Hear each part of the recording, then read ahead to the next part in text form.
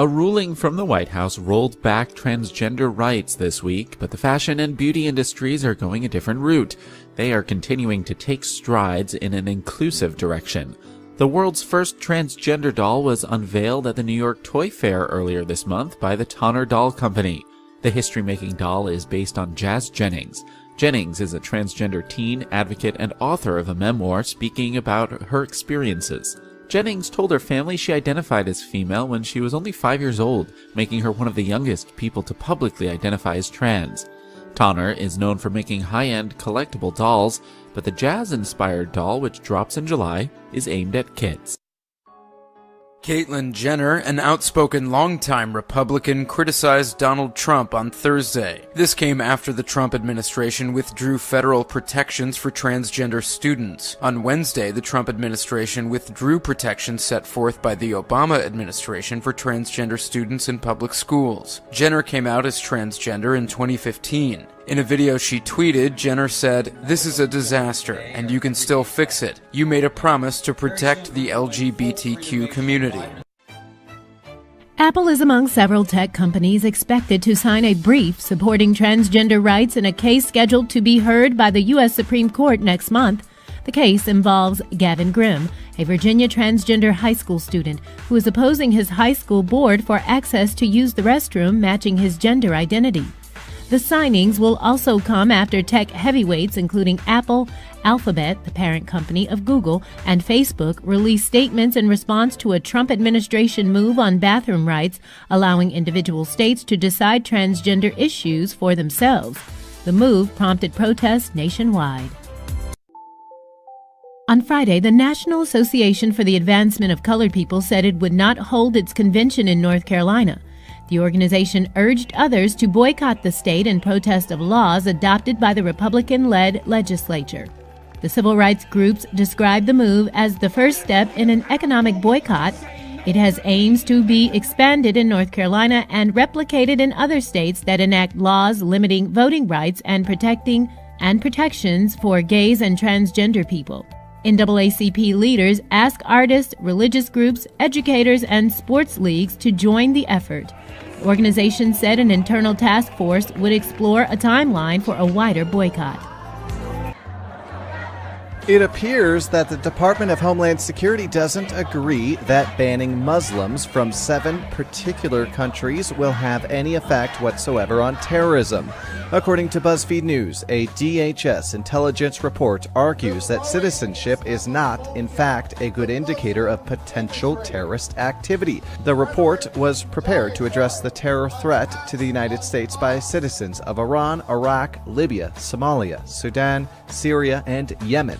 Those 7 countries were targeted by Trump's January 27th executive order barring people from entering the U.S. for 90 days. It also states that country of citizenship is unlikely to be a reliable indicator of potential terrorist activity.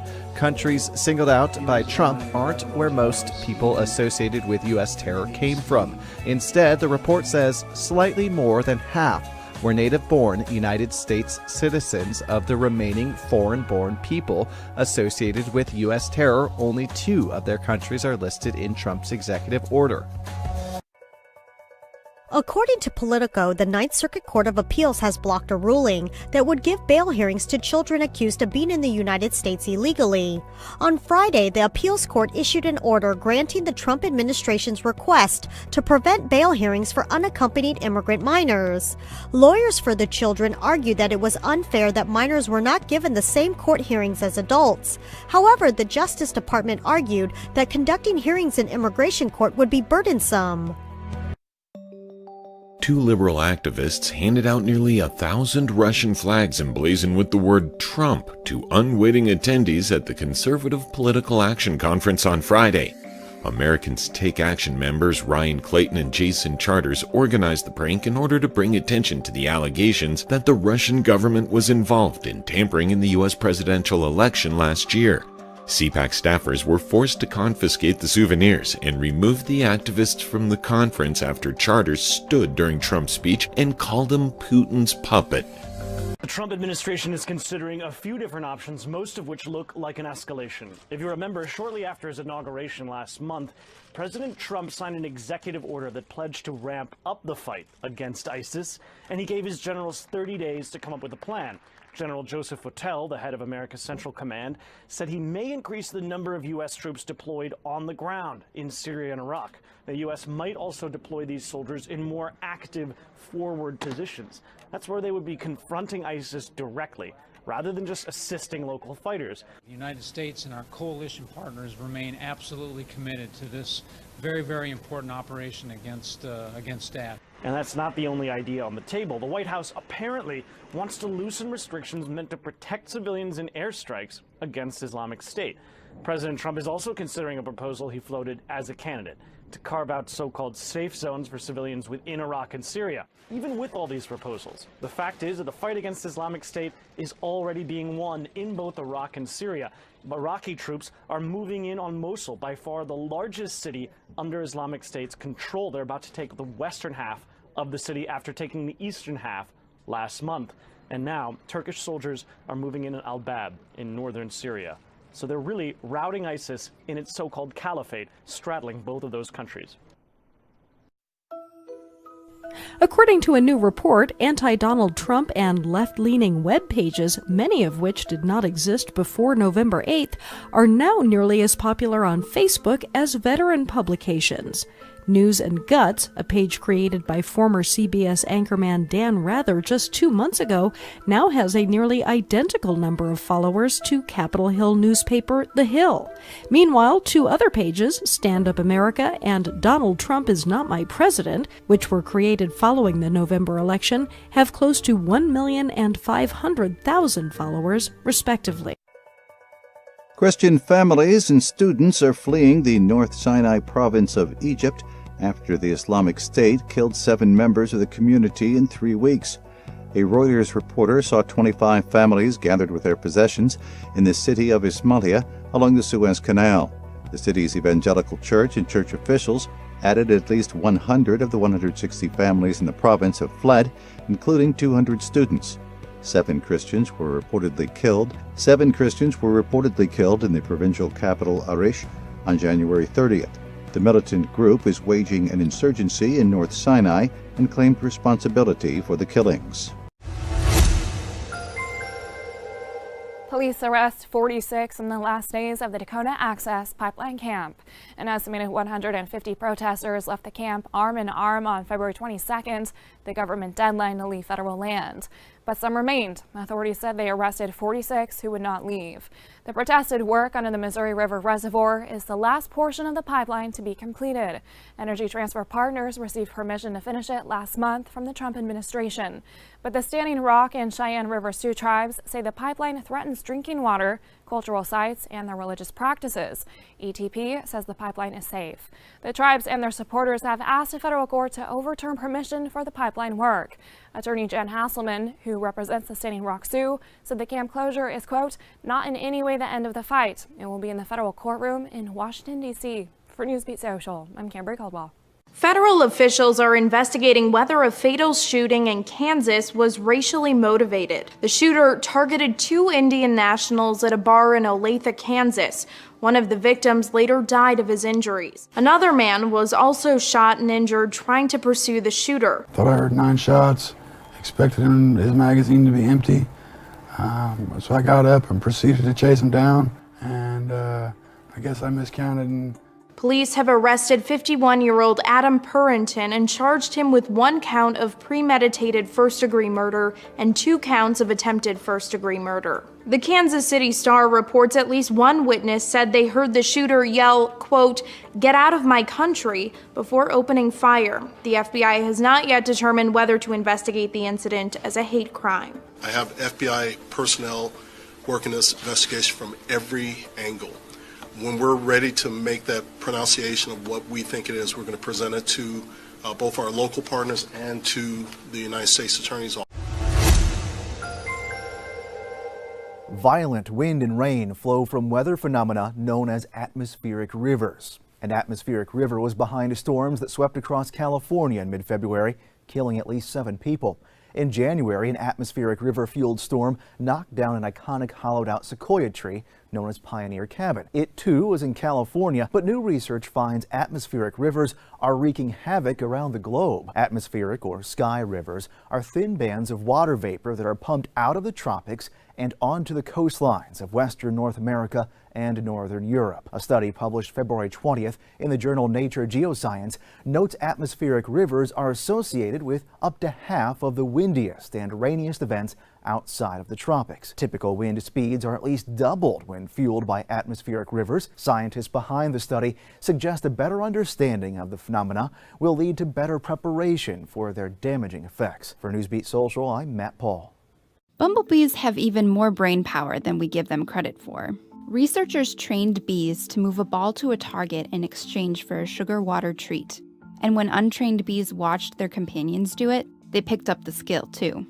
Untrained bees didn't just copy the behavior they'd seen. They found the closest ball available and moved that one, because it was the most efficient way to get their sugar water payoff. This experiment is the most advanced problem an invertebrate has ever solved. It's impressive, even by bee standards. We know some of them can already communicate information, like when they dance to share the direction and distance to flowers. We know they can count to at least 4. And we've even taught them new skills like this before. Last year, researchers trained bumblebees to pull a string for their sugar water reward, and other bees could learn the trick by observing. But complex ball-rolling problem-solving isn't something a bee would ever naturally do. And that's why researchers say this is such an impressive cognitive feat. Bees need to know where to go to find flowers. But playing bee football wouldn't give them any kind of survival advantage.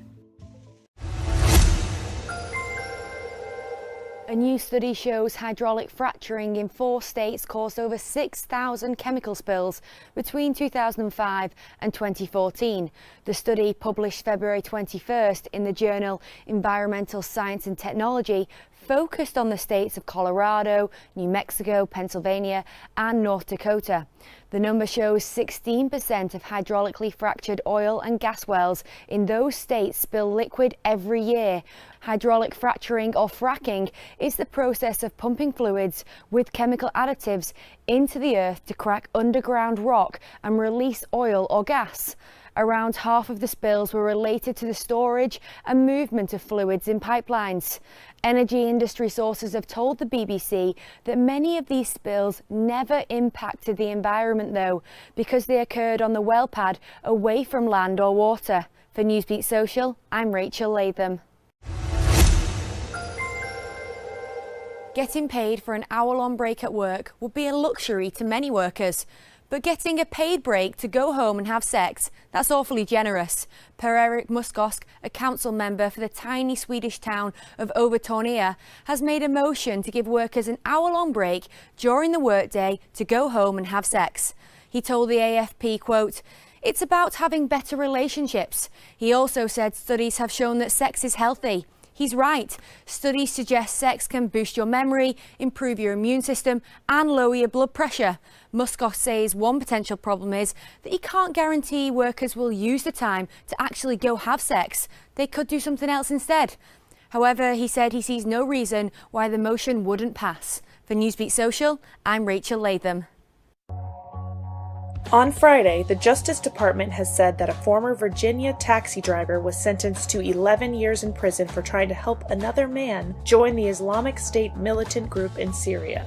Mohammed El-Hassan of Woodbridge pleaded guilty in October to driving Joseph Farouk to Richmond, Virginia. In a statement, the Department Justice said that Farouk planned to fly from Richmond to the Middle East to fight for Islamic State. The arrest was part of U.S. government efforts to block people from being able to join the Islamic State. A federal judge has ruled that Texas can't cut off Medicaid funding to Planned Parenthood, at least for now. U.S. District Judge Sam Sparks issued a preliminary injunction Tuesday that blocks the state from terminating those funds until the case can go to trial. In his 42-page ruling, Sparks said the state had failed to provide any proof that Planned Parenthood had committed, quote, an actual program violation warranting termination. Texas started trying to block Planned Parenthood from receiving Medicaid funding last year. The effort started after an anti-abortion group released secretly recorded and heavily edited videos accusing the healthcare provider of trafficking fetal tissue. Planned Parenthood denied those allegations and sued the group responsible for the videos. A grand jury ultimately cleared Planned Parenthood and its employees of any wrongdoing,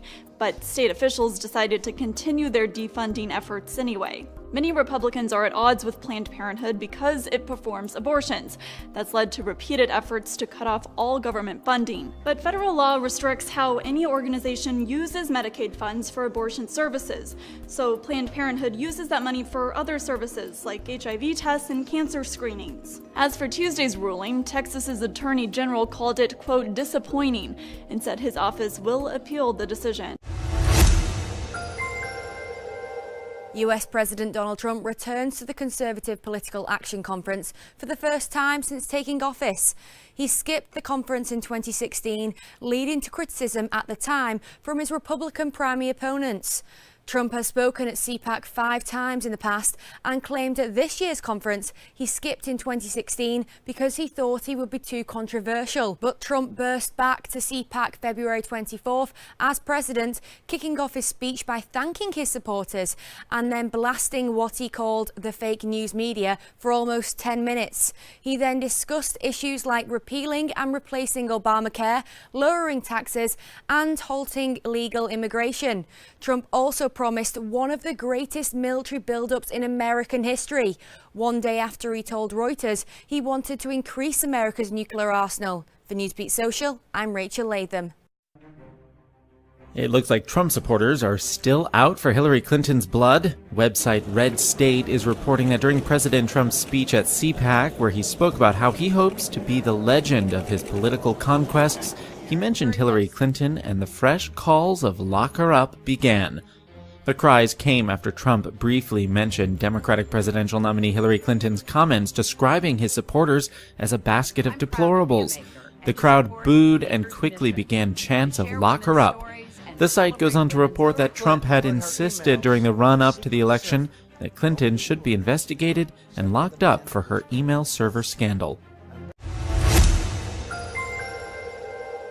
The White House blocks multiple major news outlets from attending an off-camera press briefing with White House Press Secretary Sean Spicer. The New York Times, the Los Angeles Times, Politico, CNN, and BuzzFeed were all excluded from the gaggle February 24th, which is a less formal Q&A with the press secretary. A regular televised press briefing was scheduled, but was cancelled and replaced with the gaggle. The Associated Press and Time magazine boycotted the event. White House Correspondents Association said in a statement, quote, "The WHCA board is protesting strongly against how today's gaggle is being handled by the White House." White House spokeswoman Sarah Huckabee Sanders wrote in an email, quote, "We invited the pool so everyone was represented. We decided to add a couple of additional people beyond the pool, nothing more than that." For Newsbeat Social, I'm Rachel Latham. YouTube has been relentless lately in its use of censorship. The site's rules were clear but confusing when the Animal Adventure Park in New York began to live stream a giraffe birth this week on their YouTube channel. Although the park's intent was to be educational, someone or some computer involved with YouTube did not agree, and the live stream was taken down before April the giraffe had given birth. The park's live giraffe cam received about 30 million views in only 12 hours, but its popularity may have led to its downfall, as extremists and animal rights activists watching may have reported the live stream as sexual or nude content. The live broadcast is now up and running again.